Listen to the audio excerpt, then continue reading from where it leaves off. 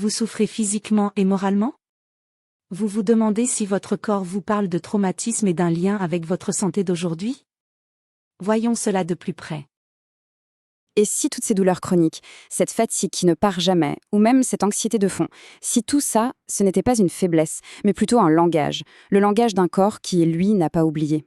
C'est exactement ce qu'on va explorer ensemble. Comment un trauma peut s'inscrire au plus profond de nous, bien au-delà de nos simples souvenirs. On connaît tous quelqu'un comme ça, une personne brillante, super performante, toujours organisée.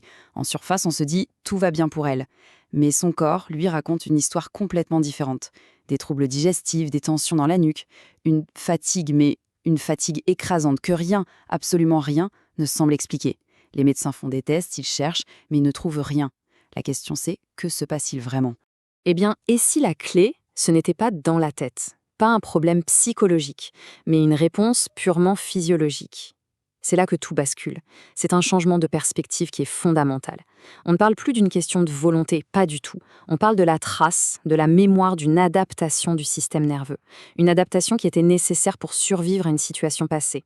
Et ça nous amène à une idée vraiment centrale, très bien résumée par des chercheurs comme Bessel van der Kolk. Il nous dit en gros, le trauma, ce n'est pas l'événement, ce n'est pas l'histoire qu'on raconte. C'est la réponse de notre système nerveux à cet événement. C'est l'empreinte physique, l'empreinte neurologique qui, elle, reste bien présente à l'intérieur de nous. Du coup, il faut voir que la définition du trauma est bien plus large que ce qu'on imagine souvent. Non, il ne s'agit pas forcément d'un seul événement unique et violent. Ça peut être une surcharge de travail qui n'en finit plus, une ambiance d'insécurité à la maison pendant des années. En fait, tout ce qui dépasse, qui submerge la capacité de notre système nerveux à s'adapter, eh bien tout ça peut laisser une trace. Et là, on touche vraiment au cœur du problème. L'événement, il est terminé, c'est du passé. Mais pour le système nerveux, c'est comme si l'alarme incendie sonnait encore. L'alerte est toujours active. Il est comme bloqué, coincé en mode survie. Et c'est ça qui vient dérégler tous les systèmes internes du corps, bien longtemps après que la menace a disparu. Ok, mais alors, comment ça marche, cet état interne? Pour y voir plus clair, on a une sorte de carte, un guide. Ce sont les travaux de Stephen Porges et sa fameuse théorie polyvagale. Et sa découverte clé, elle est simple mais révolutionnaire. La sécurité, ce n'est pas une pensée, ce n'est pas une idée qu'on se met en tête. C'est un état physiologique. C'est une sensation qu'on ressent dans le corps, pas une simple pensée. Et ce ressenti, il n'est pas conscient. Il est géré par un processus automatique qu'on appelle la neuroception. Pensez-y comme un radar interne, un système de surveillance qui tourne 24 heures sur 24. Et il se pose une seule question, en boucle.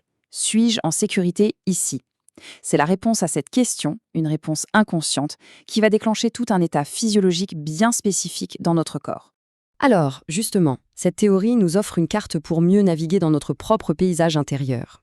En gros, elle décrit 3 grands états, 3 modes de fonctionnement dans lesquels notre système nerveux peut basculer à tout moment. Le premier état, c'est notre chez nous, notre base. C'est ce qu'on appelle le mode vagal ventral. C'est tout simplement l'état de sécurité et de connexion sociale.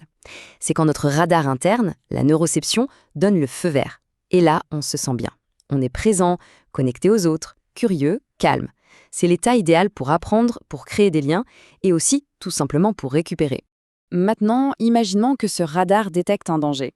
Hop, le système bascule. On passe en mode sympathique. C'est la fameuse réponse lutte ou fuite que tout le monde connaît. Le cœur s'accélère, les muscles se tendent, le corps se prépare à l'action. Et un point super intéressant ici, beaucoup de personnes très performantes vivent en permanence dans cet état d'hypervigilance. Elles pensent même que c'est le secret de leur succès. Et puis, il y a le troisième état. C'est quand la menace est perçue comme insurmontable. Quand on a l'impression que ni la lutte ni la fuite ne sont des options. Alors là, le système bascule dans son mode de survie le plus primitif, le vagal dorsal. C'est le freeze, le figement, l'effondrement. On se sent engourdi, déconnecté, vide. C'est le corps qui appuie sur l'interrupteur off pour se protéger de la douleur. Alors, c'est quoi la différence entre un système nerveux en bonne santé et un système qui est dérégulé par un trauma? Eh bien, en un mot, la flexibilité. Un système qui est bien régulé, il est fluide, il va naviguer entre ses états, il va se mobiliser pour un challenge, puis il va revenir tranquillement à sa base de sécurité. Par contre, un système dérégulé, lui, il se retrouve coincé. Il reste bloqué en mode survie, même quand il n'y a plus aucun danger réel. Et voilà, c'est exactement ça, être coincé. Le corps se met à réagir à des petites choses du présent, comme si la grande menace d'hier était toujours là, juste devant nous. Le passé, dans ce cas, ce n'est plus juste un souvenir qu'on peut ranger. Non, il est revécu, ressenti dans le corps, ici, maintenant.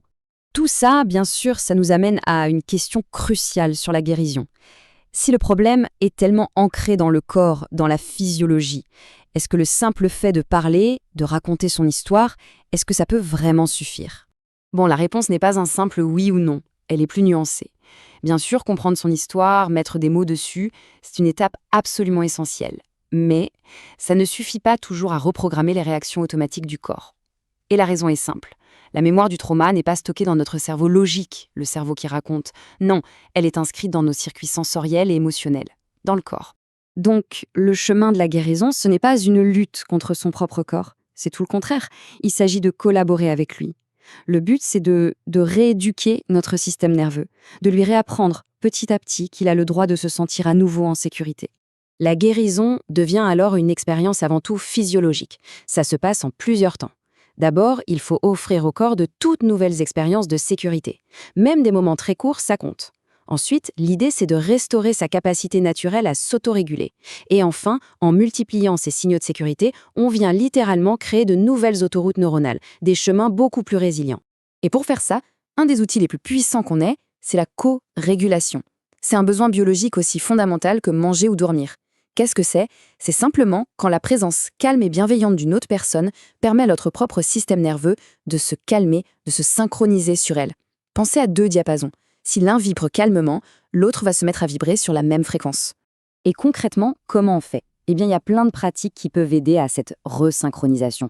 Par exemple, une chose toute simple, allonger son expiration. Juste ça, ça envoie un signal direct de tout va bien au système nerveux. Mais il y a aussi les mouvements rythmiques, comme danser, faire du yoga, ou même chanter ou fredonner. Toutes ces choses, en fait, elles parlent directement au système nerveux, dans un langage qu'il comprend. Et tout ça, ça nous mène à un message qui est vraiment plein d'espoir. Grâce à ce qu'on appelle la neuroplasticité, notre système nerveux n'est pas figé pour la vie. Ce n'est pas une condamnation. Au contraire, il est capable d'apprendre, de se recabler, de créer de nouvelles routes vers la sécurité. Et ce, à n'importe quel âge. Le changement n'est pas juste un concept, il est physiologiquement possible. On boucle la boucle, on revient à notre point de départ, on revient à cette fameuse question. Cette question que tellement de gens se posent, souvent avec beaucoup de douleur, beaucoup d'autocritique. Cette question c'est « mais qu'est-ce qui cloche chez moi ?» Eh bien, toute cette perspective qu'on a explorée ensemble, elle nous invite à poser une question radicalement différente.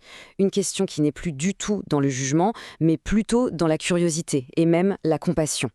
La nouvelle question c'est, tiens, dans quel état est mon système nerveux là, tout de suite, et de quoi est-ce qu'il aurait besoin juste maintenant pour se sentir ne serait-ce qu'un tout petit peu plus en sécurité? Et c'est peut-être là, avec cette simple question, que le vrai cheminement peut commencer. Vous aussi vous vous demandez qu'est-ce qui ne va pas chez moi? Cette autocritique peut laisser la place à comment je peux m'accompagner concrètement avec compassion et efficacité pour aider mon corps à retrouver apaisement émotionnel et santé physique? Il existe une croyance répandue selon laquelle les émotions refoulées peuvent contribuer à l'apparition de maladies physiques. Une étude de l'Université de Pittsburgh montre que les femmes qui répriment leur colère pourraient présenter un risque accru de maladies cardiaques. D'autres études ont démontré que le stress est un facteur déclenchant des maladies auto-immunes. Si je vous parle de tout ça, c'est parce que j'avais une maladie auto-immune et qu'aujourd'hui je suis guérie. Gardez espoir. Vous voulez réserver un entretien gratuit avec moi et obtenir un bilan émotionnel offert? Cliquez sur le lien dans la description pour le demander.